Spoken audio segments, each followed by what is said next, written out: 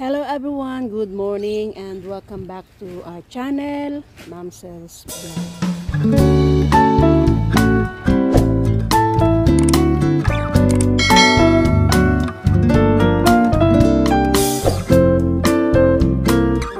So ngayon naman po ang topic natin ay itong mga succulents natin na mabilis pong magparami at madaling i-propagate. Katulad nga po nitong si Graptopetalum Purple Delights. Ayan. Napakaganda po ni Purple Delights. At bukod pa dyan, napakadali po nitong alagaan. Ayan. Ito po yung aking pangatlong bowl ng aking Purple Delights. At ayan nga po, mabilis po tayo makakapagparami nito. Katulad ng ating pagpitas-pitas po ng mga dahon. Ito po yung tinatawag na leaf propagation. Ayan. Dito lang po kayo kukuha sa may bandang ilalim para hindi naman po masayang yung ganda ng ating mga alaga.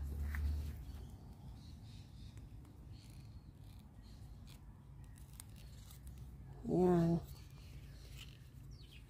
Ganyan lang po ako magparami ng ating mga alagang succulents. At ayan, dito nga lang po, ayan, diyan ko lang po inilalagay ang aking mga napipitas-pitas na mga dahon-dahon ng ating mga succulents. Ayan.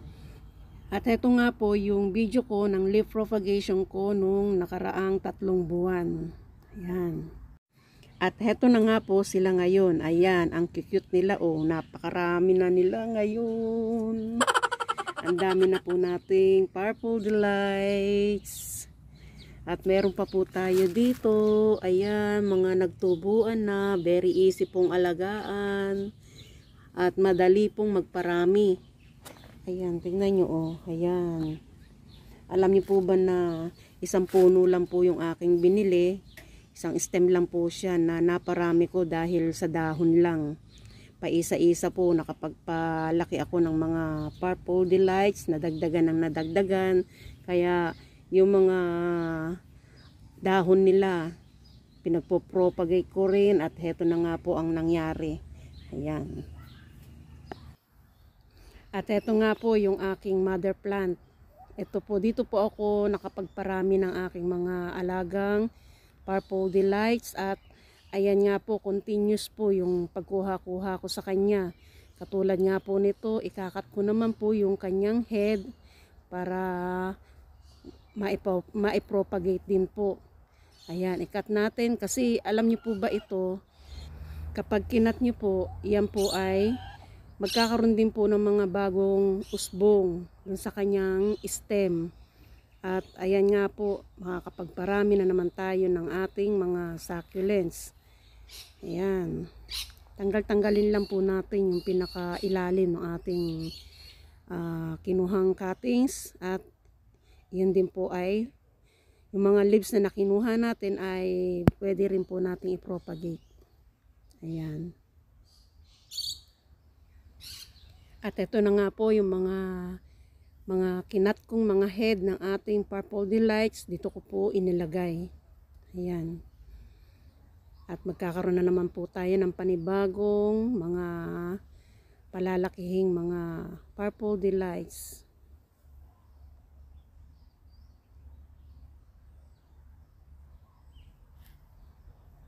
Napakaganda po ng mga Purple Delights. Ayan. Easy pang alagaan.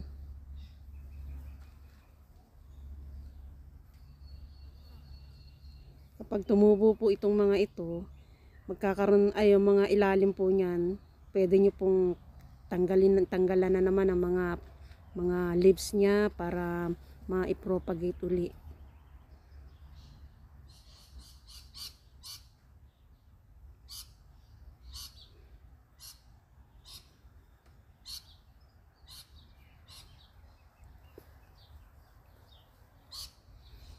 Kaya para pong bouquet, diba? Napakaganda oh. At eto na nga po ngayon yung aking Purple Delights, yung ating mother plants. At tingnan nyo po, marami ng usbong uli at ayan, napakaganda na naman yan tignan. Yan. Tingnan nyo, oh. Ang ganda-ganda ng kulay niya. At ang daming mga bagong sibol. Tingnan nyo. Meron na po ako dito propagation din ito. At ayan nga po, ayan na sila. Doon din po ito galing sa aking mother plant. Napakaganda po ng kanyang mga rosettes. Yung kanyang tingnan yung kulay niya, napakaganda.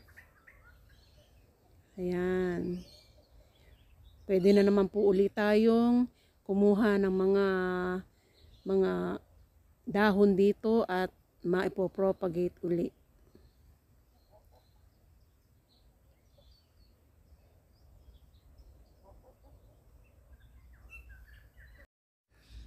At ito po si Crassula Camphire, napakabilis din pong magparami. At ito mga po yung mother plant niya. Ayan. Pumipitas-pitas lang po ako sa kanya nito. Katulad po nito, ayan. Ito po.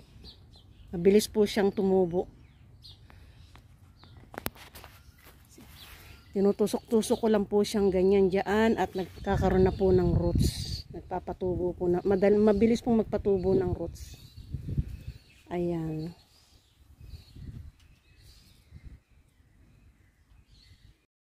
At maging si Super Balm din po ay mabilis ding magparami. Ito po ay mga babies po na lumaki na dito. Ayan, yung mother plant po, kinat ko po yung head niya andoon. Pakikita ko po sa inyo. Ito po ay maliliit nung araw to na eto na oh. Ang laki-laki na nila oh. Ayan, napakaganda. At heto nga po yung kinat kong head ng mother plant. Heto na po siya. Ayan, naunahan pa ng mga anak niya doon. Ang lalaki na ng mga anak niya. Siya ay nag-stop po ng paglaki. Ayan. At meron naman po ako ditong variegated na Mendozae. Ito po ay 1 year and a half na yata sa akin. Ganito pa rin ang itsura niya. Oh. Tingnan niyo.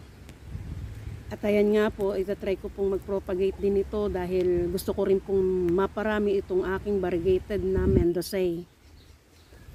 At yan nga po, tanggalan natin ang mga dahon-dahon.